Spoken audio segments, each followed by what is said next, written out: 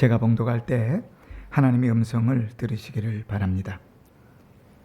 그날에 그들 중 둘이 예루살렘에서 25리 되는 엠마오라 하는 마을로 가면서 이 모든 된 일을 서로 이야기하더라. 그들이 서로 이야기하며 문의할 때에 예수께서 가까이 이르러 그들과 동행하시나 그들의 눈이 가리어져서 그인 줄 알아보지 못하거늘 예수께서 이르시되 너희가 길 가면서 서로 주고받고 하는 이야기가 무엇이냐 하시니 두 사람이 슬픈 빛을 띠고 머물러 서더라. 그 한 사람인 글로바라 하는 자가 대답하여 이르되 당신이 예루살렘에 체류하면서도 요즘 거기서 된 일을 혼자만 알지 못하느냐. 이르시되 무슨 일이냐. 이르되 나사렛 예수의 일이니 그는 하나님과 모든 백성 앞에서 말과 일에 능하신 선지자이거늘 우리 대제사장들과 관리들이 사형 판결에 넘겨주어 십자가에 못 박았느니라. 우리는 이 사람이 이스라엘을 속량할 자로 바랐노라. 이뿐 아니라 이 일이 일어난 지가 사흘째요. 또한 우리 중에 어떤 여자들이 우리로 놀라게 하였으니 이는 그들이 새벽에 무덤에 갔다가 그의 시체는 보지 못하고 와서 그가 살아나셨다 하는 천사들의 나타남을 보았다 함이라. 또 우리와 함께한 자 중에 두어 사람이 무덤에 가 과연 여자들이 말한 바와 같음을 보았으나 예수는 보지 못하였느니라 하거늘 이르시되 미련하고 선지자들이 말한 모든 것을 마음에 더디 믿는 자들이여 그리스도가 이런 고난을 받고 자기의 영광에 들어가야 할 것이 아니냐 하시고 이에 모세와 모든 선지자의 글로 시작하여 모든 성경에 쓴 바 자기에 관한 것을 자세히 설명하시니라. 그들이 가는 마을에 가까이 가매 예수는 더 가려 하는 것 같이 하시니 그들이 강건하여 이르되 우리와 함께 유하사이다. 때가 저물어 가고 날이 이미 기울었나이다 하니 이에 그들과 함께 유하러 들어가시니라.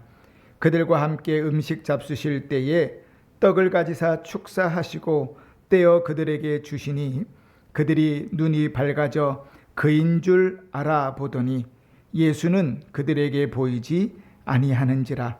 그들이 서로 말하되 길에서 우리에게 말씀하시고 우리에게 성경을 풀어주실 때에 우리 속에서 마음이 뜨겁지 아니하더냐 하고 곧 그때로 일어나 예루살렘에 돌아가 보니 11 제자 및 그들과 함께 한 자들이 모여 있어 말하기를 주께서 과연 살아나시고 시몬에게 보이셨다 하는지라. 두 사람도 길에서 된 일과 예수께서 떡을 떼심으로 자기들에게 알려지신 것을 말하더라. 아멘. 한 주간도 주의 은혜 가운데 평안하셨습니까? 네. 우리는 지난 한 주간 우리의 상식이 내 믿음의 발목을 잡고 있지는 않은지 주의 말씀을 듣고 점검하는 시간을 가졌습니다. 신자는 세상의 상식으로 육체의 상식으로 사는 자가 아니라 그랬습니다. 그리스도의 부활로 말미암아 첫째 부활에 참여한 자로서 육체를 따라 살지 않고 성령을 따라 사는 자다 그랬습니다. 우리는 또한 둘째 부활에 참여할 자로서 이 땅에서 주어진 삶들을 열심히 심는 자로 살아야 한다 그랬습니다. 바라기는 이러한 삶이 주께서 우리를 부르시는 날까지 아름답게 우리의 인생에 열매 맺는 삶이 되기를 주의 이름으로 축원합니다. 아멘. 오늘 우리가 좀 긴 성경의 본문을 읽었는데 오늘 우리는 영적으로 가장 비참한 상태에 빠진 두 사람을 만나게 됩니다. 그들의 그리스도께서 부활하신 그날에 그들은 부활의 기쁨이 아니라 슬픔 가운데 예루살렘을 등지고 엠마오로 가는 사람들이었습니다.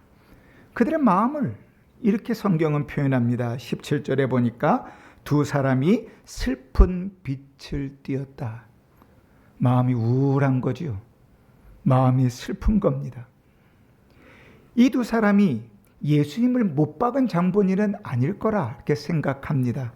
예수를 믿는다고 말하고 그리스도의 대속을 안다고 말했던 자들이니까요. 더더군다나 이들은 예수님이 살아계실 때 주님을 따랐던 제자들이었습니다. 그래서 13절의 시작이 그날에 그들 중 둘이 이렇게 이야기하고 33절에 그들이 예루살렘으로 돌아갔을 때 11 제자와 다른 이들과 함께 모여있는 자리에 동참할 수 있을 정도로 그들은 주님을 잘 따르던 제자들이었습니다.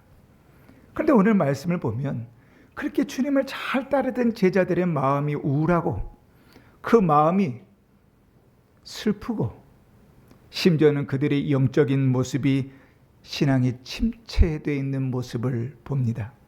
그리스도를 믿는다고 말하고 십자가의 대속을 안다고 말하고 주님을 따르는 자도 신앙적으로 침체될 수 있습니다. 구원을 얻었다고 이야기하고 천국의 소망이 있다고 말하면서도 신앙이 슬럼프에 빠질 수 있고 영적인 번아웃에 처할 수 있습니다. 우리가 예수를 믿고 신앙이 늘 좋아지기만 하면 너무 좋겠지요. 예수를 믿는 그 순간부터 신앙이 자라기만 하면 얼마나 좋겠어요. 그런데 우리의 신앙은 때로는 곤두박질 치기도 하고 영적인 번아웃을 당하기도 하고 신앙의 슬럼프를 겪기도 합니다. 오늘 이 두 제자처럼 영적인 침체에 빠져 있기도 하는 것이죠. 문제는 뭔가 하면 우리가 이런 신앙생활을 하면서 우리 자신이 내가 이렇게 영적인 슬럼프 신앙의 침체가 올 수 있다고 생각하지 않는다는 데 문제가 있습니다. 나는 내 신앙은 이러한 상황에 부딪히지 않으리라고 생각합니다. 믿음도 있고요, 봉사도 하고 예배도 참석하고 성경도 있고 내가 할 만한 일들은 다 하는데 내가 왜 침체된 신앙 가운데 있나? 내가 왜 영적인 번아웃 가운데 처해 있나? 내가 왜 신앙의 슬럼프 가운데 처해 있나? 나는 아니야 라고 생각할지 모르겠습니다. 그러나 인생이 작은 위기와 절망적인 환경을 만나면 이 두 제자처럼 영적으로 침체될 수 있습니다. 우리의 신앙이 밑바닥으로 떨어질 수 있습니다. 마음이 낙심되고 그 얼굴이 슬픈 기색을 차서 이 세상에 뭐 재밌는 일, 즐거운 일이란 없는 것 같고 더더군다나 예배를 드리고 예수로는 즐거움이 없는 인생을 살 수 있습니다. 하나님의 역사를 보면서도 늘 부정적으로만 바라보고 결국 사명의 자리, 은혜의 자리를 떠나 이 두 제자가 부활하신 그날에 예루살렘을 등지고 엠마오로 갔던 것처럼 방황의 길로 들어설 수도 있습니다. 그게 우울입니다. 주님이 동행하시나 눈이 가라져서 주님을 알아보지 못하고 주님과 대화를 나누나 그 마음의 슬픔이 해결되지 않습니다. 그들의 슬픔은 주위의 환경이 나빠졌기 때문이 아닙니다. 이미 무덤은 비었고 여인들은 보고 그 소식을 전했습니다. 천사들은 주님의 부활을 알렸고 그럼에도 부활의 소식을 듣고 나서도 그들의 신앙이 회복되지 않는 거예요. 왜 그럴까요? 이러한 영적인 침체, 그 신앙의 질병은 우리가 하나님의 말씀을 대하는 믿음과 인격, 다시 말하면 우리의 이성과 마음에 심각한 문제가 생겼기 때문에 그렇습니다. 오늘 엠마오로 가는 두 제자를 통해서 우리가 신앙적으로 주저앉고 영적인 슬럼프에 빠져있는 본질적인 이유가 무엇인지, 또 그런 신자를 향하여 우리의 영혼의 의사 되신 주님께서 어떻게 그들을 치료하시는지를 살펴보면서 은혜 받을 수 있기를 바랍니다. 그럼 먼저 우리가 영적인 슬럼프에 빠졌을 때, 우리가 영적으로 번아웃이 왔을 때, 신앙이 침체되어져 갈 때 우리에게 보여지는 특징이 무엇인가? 그러니까 스스로 점검할 수 있는 게 있어야 될 텐데 오늘 이 두 제자를 통해서 3가지 점검할 수 있는 내용들을 찾을 수 있습니다. 첫 번째는 뭔가 하면 하나님의 말씀보다 내 마음, 내 감정, 내 환경이 절대적으로 믿음이 가는 것입니다. 하나님의 말씀이 뭐라고 얘기하든 중요하지 않아요. 이미 내 마음이 상했으니 하나님 말씀이 나에게 아무런 영향을 미치지 못합니다. 내가 보았던 것, 내가 경험했던 것으로 이미 내 마음이 확정됐으니 그리스도께서 십자가에 이미 죽은 자고 그는 더 이상 우리 기대가 되지 않으니 그 슬픔이 가시지 않는 것이죠. 그러니 그 절망과 슬픔 빛이 우리의 마음의 그런 답답함과 암울함들이 우리의 입에서 나오는 말들은 소망 없는 죽은 예수만을 이야기하게 될 뿐입니다. 여러분, 영적으로 침체에 빠진 사람은 자기 마음에 사로잡혀서 하나님의 말씀이 들려와도 그 말씀을 듣지 못합니다. 하나님의 말씀, 성령의 말씀들이 우리 주관적인 감정 아래에 완전히 굴복해 버리는 것입니다. 이미 내 마음이 상하고 내가 슬프고 내가 암담하니 이미 내 마음은 마음의 결정을 다 내려버렸으니 예수님이 부활하셨다는 소식도 별로 나에게 의미가 없는 거예요. 그들은 하나님의 말씀을 묵상하는 대신에 나의 비참함, 나의 속상함, 나의 답답함만을 묵상합니다. 그래 영적인 슬럼프 안에서 헤어나오지 못하는 거죠. 여러분, 이스라엘 백성들이 가데스 바네아에 섰을 때 하나님께서 이스라엘 백성들을 데리고 그곳에 세우셔서 그 땅을 주시겠다고 말합니다. 근데 그들이 10명의 정탐꾼을 보내겠다고 하고 12명의 정탐꾼을 보내겠다고 하고 그들이 다녀와서 10명의 정탐꾼이 이구동성으로 말합니다. 우리가 그 땅은 너무 좋은 땅인데 우리는 메뚜기 같은 자이니 절대로 들어갈 수 없습니다. 그 소식을 듣고 이스라엘 백성들을 통곡을 하고 웁니다. 여호수아와 갈렙이 하나님의 말씀을 믿고 아니라 주님이 보내셨으니 그 땅은 우리의 것이 될 것이라 아무리 이야기해도 이미 마음이 절망했고 이미 마음이 슬퍼하고 있으니 하나님의 말씀은 들려지지 않아요. 이미 내가 마음을 먹었어요. 여기는 소망이 없다. 이 일에는 가능성이 없다. 여기는 위로가 없고 여기는 은혜가 없다. 마음의 결론을 내려놨으니 거기서 하나님의 말씀이 아무리 들려와도 들려지지 않는 것입니다. 그렇게 영적인 슬럼프 가운데 헤매는 것이죠. 두 번째, 오늘 이 제자들을 통해서 보게 되는 두 번째 특징은 무엇인가 하면 영적인 슬럼프에 빠진 사람들, 영적으로 침체한 자들은 하나님의 일하심을 기대하지 않습니다. 주님께서 그들과 대화를 나누시면서 이렇게 묻습니다. 무슨 일이냐? 이렇게 물어요. 그랬더니 마치 핀잔을 드듯이 아니 네가 예루살렘에 있었는데 그 일을 몰라? 그리고 그리스도께서 십자가에 죽으신 사건을 이야기합니다. 19절부터 21절까지 보면 이르시되 무슨 일이냐 이르되 나사렛 예수의 일이니 우리는 이 사람이 이스라엘을 속량할 자라고 바랐노라. 하나님은 구원의 역사를 이루고 계시는데 예수님은 부활하셨고 무덤은 비었는데 하나님이 어떠한 일을 하고 계시는지 생각조차 하지 않습니다. 영적으로 침체된 성도는 앞으로 하나님께서 행하실 일들을 기대하지 못합니다. 이미 하나님의 약속이 있음에도 불구하고 그 약속이 나에게 소망이 되지 못합니다. 왜냐하면 내 마음은 과거에 가 있거든요.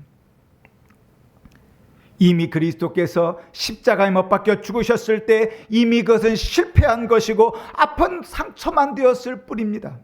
거기에 온통 정신이 빼앗겨서 하나님의 일하심을 기대하지 않습니다. 입으로는 하나님이 살아계시다고 이야기하고 입으로는 하나님이 지금은 여기 계시다고 이야기하고 하나님이 나의 주인이시라고 얘기하고 하나님이 내 인생을 끝까지 책임지신다고 이야기는 하는데 그 하나님을 기대하지 않습니다. 믿지 못해요. 왜요? 우리의 마음은 과거에만 사로잡혀 있으니까요. 여러분, 예수님께서 공생애를 하시면서 복음을 전하고 기적을 일으키는 그 과정들 속에 자기가 자랐던 고향인 나사렛에 가신 적이 있습니다. 나사렛에 가셔서 주님께서 말씀도 전하시고 복음도 기적도 일으키시는데 사람들이 주님께서 행하신 그 지혜와 능력을 보고 놀라면서도 그들은 과거에 사로잡혀 있어요. 이 사람이 요셉의 아들이 아니냐? 라고 하는 척합니다. 그리고 그 과거의 기억은 예수는 목수의 아들이지 그가 그들이 그토록 기다려던 메시아라고 생각하지 않습니다. 이미 결론은 다 내려놨어요. 하나님께서 지금 무슨 일을 하시는지, 하나님이 어떤 기대를 갖고 계시는지, 하나님의 이 일을 통하여 어떤 역사를 이루시는지 기대하지 않습니다. 우리가 너무 좋아하는 성경 구절 중에 하나님이 합력하여 선을 이룬다, 너무 좋아하는 말씀이죠. 그런데 그 말씀을 너무 좋아하면서도 우리의 삶 속에 괴로움과 아픔과 절망과 슬픔을 주실 때 하나님이 그것을 통하여 우리의 인생을 어떻게 이끌어 가실지, 주님이 어떤 일을 일하고 계시는지를 기대하지 않습니다. 신앙이 침체된 자들은 거기에 관심이 없어요. 어디에만 관심이 있는가? 이 땅을 살아가면서 나에게 주어질 것에만 관심이 있습니다. 세 번째가 그것과 연결되는데, 영적으로 침체된 사람의 특징은 자기 생각대로 믿는 것입니다. 21절에 보면 그들이 자기들의 입으로 이렇게 말합니다. 우리는 이 사람이 이스라엘을 속량할 자라고 바랐노라. 여러분, 속량이라는 말이 뭡니까? 죄와 사망으로부터 영혼을 구원한다는 말이잖아요. 그런데 그들은 속량이라는 말을 어떻게 이해하고 있습니까? 로마의 압제에서 벗어나 정치적으로, 현세적으로 자기들을 해방시켜 줄 자. 그러니까 주님의 말씀을 통해서, 그 말씀을 통해서 내게 주어진 유익은 뭔가 하면 내가 이 땅을 살아가면서 좀 더 잘 살고, 어려움이 해결되고, 문제가 거쳐지는 일에 예수가 필요할 뿐이지 그가 우리의 구원과 우리의 영혼과는 관계가 없다고요. 복음을 자기의 사유화로 삼고 세속적인 필요를 채워주는 도구로 생각하는 것입니다. 내가 원하는 방식대로, 내가 생각한 대로 하나님이 일해주지 않았으니 이제 실망하고 침체에 빠질 밖에요. 기도하면 척척 들어주고, 10,000원이 필요하다고 하면 10만 원씩 부어주는 통 큰 하나님이어야 믿을만이 나는데, 내 생각대로, 내가 원하는 대로 하나님은 일하시지 않습니다. 그러니 성경을 읽어도 내가 원하는 말씀만 읽습니다. 말씀을 들어도 내가 듣고 싶은 말씀만 듣습니다. 영적으로 침체 가운데 있으면 하나님의 말씀이 들려지지 않는 것이죠. 여러분, 이러한 시대를 성경은 사사의 시대가 그랬다고 이야기합니다. 자기 마음에, 자기 생각대로 목사의 말씀의 인도를, 하나님께서 말씀으로 인도하심을 받으려 하지 않습니다. 내가 믿는 신앙이 많고 내가 하는 신앙생활이 옳아서 내가 가는 그 길대로 신앙생활하고 잘하고 있다고 생각합니다. 그러나 우리가 너무 잘 아는 것처럼 사사의 시대는 이스라엘 백성이 영적으로 타락한 시대를 말합니다. 그래서 성경은 2번이나 그 시대를 이렇게 진단합니다. 그때에는 이스라엘의 왕이 없으므로 사람마다 자기 소견에 옳은 대로 행하였더라. 하나님을 왕으로 모시지 않고 살아가고 자기가 왕이 되어 자기가 원하는 대로 살아가는 시대가 그 시대입니다. 오늘 엠마오로 가는 두 제자들에게도 그런 모습이 드러나는 것이죠. 여러분, 우리는 어떻습니까? 우리는 영적으로 침체되어 있지 않습니까? 우리는 신앙의 슬럼프 가운데 빠져 있지 않습니까? 우리의 신앙은 곤두박질 치고 있지는 않습니까? 잘하고 계십니까? 주의 말씀 앞에, 이 제자들 앞에서 좀 점검해 볼 수 있기를 바랍니다. 근데 오늘 우리의 말씀은 이렇게, 야, 너는 참 문제가 많구나. 야, 어떻게 그러고 너네가 신자라고 얘기하냐, 제자라고 얘기하냐. 주님께서 신랄하게 책망하시고 끝나는 것이 아니라 그들의 침체된 영적인 상태를 다 드러내시고 우리 영혼의 의사 되신 그리스도께서 그 영혼을 어떻게 치료하시는지 그 모습도 보여주고 있습니다. 크게 2가지로 주님의 치료하시는 모습들이 보여지는데, 그 첫 번째가 뭐냐면 책망하셨다는 것. 오늘 성경에 보니까 25절에 이르시되 미련하고 선지자들이 말한 모든 것을 마음에 더디 믿는 자들이요. 주님의 책망이 있었습니다. 잘한다고, 그냥 그렇게 간다고 괜찮아 그렇게 밀어가는 게 아니라 주님을 책망하십니다. 히브리서 12장 8절에 보면 징계는 다 받는 것이거늘 너희에게 없으면 사생하여 친아들이 아니라 그랬습니다. 주님의 책망과 징계는 주님의 자녀이기 때문에 주어지는 것입니다. 주님의 제자니까 주님께서 그들을 책망하십니다. 너희가 지금 잘못된 길을 가고 있다고, 너희가 지금 잘못된 신앙 가운데 있다고, 너희의 신앙이 주저앉아 있다고 주님 책망하고 계시는 거예요. 두 가지로 책망하시는데 그 첫 번째 책망이 뭐냐면 그들의 미련함을 책망하십니다. 미련하고 이렇게 말씀하십니다. 미련하다는 말은 영적인 게으름을 말합니다.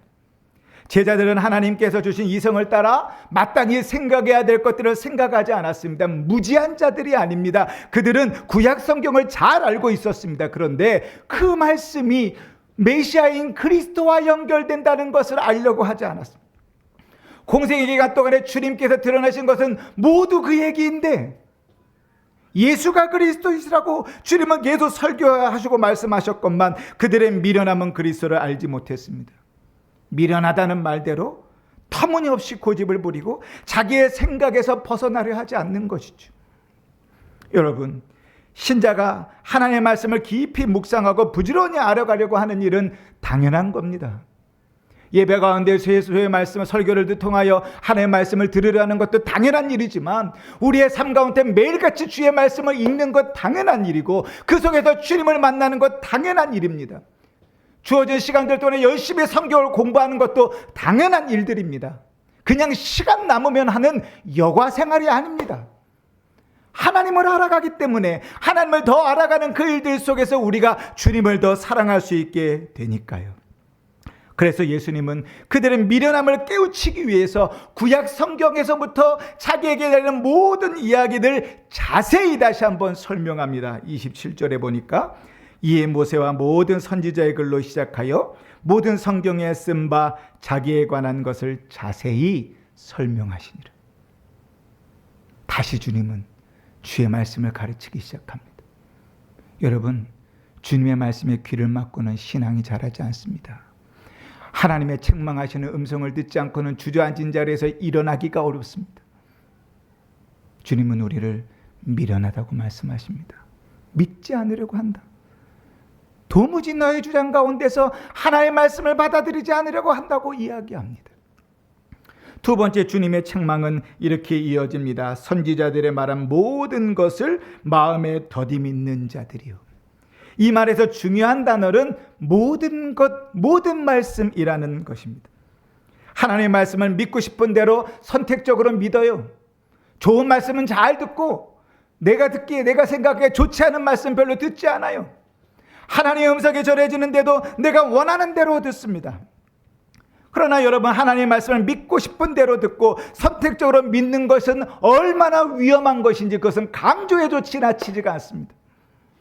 내가 좋아하는 성경 구절만 편식하고 내 마음에 부담을 주는 하나님의 말씀과 섭리와 고난의 교리들은 거부할 때 우리는 반드시 영적인 소경이 됩니다.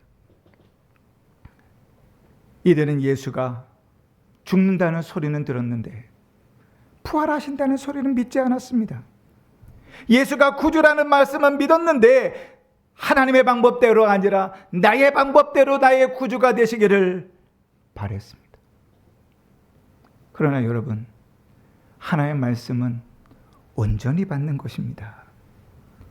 내가 좋아도 내가 싫어도, 듣기 좋아도 듣기 싫어도, 때로는 주님의 칭찬의 음성을, 때로는 주님의 책망의 음성을 들을 줄 알아야 합니다.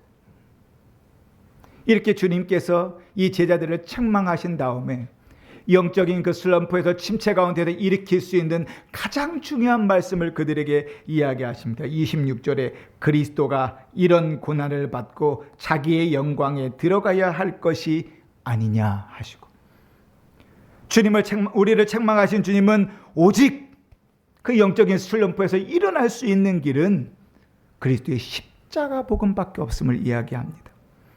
그들에게는 분명히 절망의 소식입니다. 실패한 예수님입니다. 그러나 그 복음으로 회복되지 않으면 회복될 길이 없습니다. 영적으로 침체되고 신앙의 슬럼프가 오고 영적인 번아웃이 온 상태에서 그를 일으킬 수 있는 힘은 복음밖에 없습니다.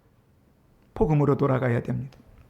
너무도 상투적이고 당연하고 익숙한 말씀이겠지만 나는 죽일 죄인이요, 나에겐 소망이 없으며 오직 우리 구주 예수 그리스도의 십자가의 대속이 나에게 은혜를 베풀어 구원을 얻었다는 그 사실 외에는, 그 당연하고 익숙하고 별 볼 일 없는 그 일에 설득되는 것 외에는 우리의 신앙이 그 침체된 상황에서 일어날 수 있는 방법이 없습니다.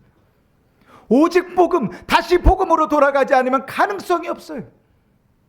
오직 우리 구주께서 나에게 베푸신 은혜가 무엇인지, 오직 우리 구주께서 나에게 행하신 일이 무엇인지를 내가 설득되지 않으면, 내가 믿지 않으면 내가 주저앉은 자리에서 일어나는 일은 불가능합니다. 아무리 사람들이 좋은 말을 해줘도, 아무리 사람들이 위로를 해도, 때로는 사람들의 욕을 퍼부을지라도 그것은 안 됩니다. 다시 복음으로 돌아가야 돼요. 예수의 복음이 아니고는, 그 예수의 복음 앞에 내가 주님 앞에 죽일 죄인인지 두 손을 드는 일이 아니고는 불가능한 것입니다. 이렇게 주의 말씀을 하실 때 그 말씀 속에 성령께서 역사하십니다. 진리의 성령께서 그들을 조명하실 때 그 조명하심이 이렇게 표현됩니다. 32절에 보니까 그들이 서로 말하되 길에서 우리에게 말씀하시고 우리에게 성경을 풀어주실 때에 우리 속에서 마음이 뜨겁지 아니하더냐. 하나님의 말씀을 듣는데 주님께서 회복시키는 역사는 성령께서 우리의 마음을 뜨겁게 만듭니다. 그 마음이 뜨겁다는 것은 단순히 감정적인 흥분을 말하는 것이 아닙니다. 성령께서 주의 말씀으로 우리를 설득하셔서 믿음으로 주어질 때, 믿음으로 받아질 때 우리 안에 허락하는 내적인 감동입니다. 주의 진리의 말씀이 선포되고 성령께서 역사하시면 그 딱딱하던 길 같은 우리의 마음밭에 주의 말씀의 씨앗이 열매를 맺기 시작합니다. 반석과 같이 아무것도 없는 것 같을 때 모세가 그 반석을 치니까 물이 났던 것처럼 성령께서 딱딱한 우리의 마음에 생수를 부어 끌어올리시는 것입니다. 이것은 하나님의 말씀이 인격적으로 우리의 삶에 어떻게 역사하는지를 보여줍니다. 주님의 역사는 성경의 지식을 쌓는 데만 그치지 않습니다. 그 말씀이 우리의 삶에, 우리의 인격에 역사합니다. 그래서 하나님의 말씀에 설득되어지고 하나님의 말씀에 감동될 뿐 아니라 그 감동이 하나님 앞에 내 의지의 결단으로 주님 앞에 가게 합니다. 이 두 제자들은 그 결단으로 그 밤중에 다시 예루살렘으로 돌아갑니다. 상황은 바뀐 게 없습니다. 그런데 성령의 역사가, 그 말씀의 역사가 그들의 인생을 바꾸는 것입니다. 이러한 성령의 역사 없이 하나님 말씀만 많이 알아가는 것은 결국 메마르고 형식적인 신앙에 우리를 처하게 만듭니다. 반대로 말씀의 기초 없이 늘 신앙적인 현상과 감정만을 쫓는다면 우리는 아마도 광신도가 되어버릴 것입니다. 성경을 풀어주실 때 그들의 마음이 뜨거웠다. 여러분, 우리에게 이러한 하나님의 은혜가 있습니까? 주의 말씀이 들려질 때, 주의 말씀을 읽을 때 성령께서 우리 가운데 이렇게 역사하시는 일들이 있습니까? 그 일이 내 삶을 바꾸고 내 죄를 회개하게 하고 내가 주님 앞에 돌아서게 하는 그런 동력이 되냐 말입니다. 말씀을 정리합니다. 엠마오로 가는 두 제자를 통해서 우리의 영적인 상태를 진단할 수 있기를 바랍니다. 혹시 지금 영적인 슬럼프나 침체된 상황에 놓여 있지 않은지 점검해 보십시오. 첫 번째로 하나의 말씀보다 내 감정, 내 생각이 더 확신이 되고 믿어진다면 여러분, 우리의 삶을 돌아보아야 됩니다. 두 번째로 하나님이 주신 여건과 환경 속에서 하나님의 일하심을 기대할 수 없다면, 망했네, 소망이 없네, 그렇게 절망하고 있다면 우리가 영적으로 슬럼프에 빠져 있지 않은지 돌아봐야 됩니다. 세 번째로 내가 믿고 싶은 말씀만 믿고 나에게 거리끼는 말씀, 부딪히는 말씀들은 늘 튕겨내는 모습 가운데 있다면 내가 침체된 신앙 가운데 있지 않은지 점검해 봐야 합니다. 우리 주님께서는 엠마오로 가는 이 두 제자에게 참으로 귀한 은혜를 베푸셨습니다. 침체된 신앙 가운데서 그들을 회복시켜 주셨으니까요. 그러나 이 회복은 처음부터 끝까지 하나님의 은혜입니다. 그들을 찾아가신 것도 주님이십니다. 먼저 말을 거신 것도 주님이십니다. 주님의 자기들의 모습을 보게 하셨고 그들을 책망하셨습니다. 주님의 말씀은 성령의 역사로 그들의 마음을 뜨겁게 만들었습니다. 그리고 회개하고 회복하여 결단하는 데까지 이끄셨습니다. 여러분, 신앙이 침체되어 있다면, 영적인 슬럼프 가운데 있다면 이 주님의 은혜를 구하지 않겠습니까? 주님, 엠마오로 가는 두 제자와 같이 제게도 찾아오십시오. 주님, 주의 말씀이 내 마음을 뜨겁게 하여 결단하는 삶을 살게 해주십시오.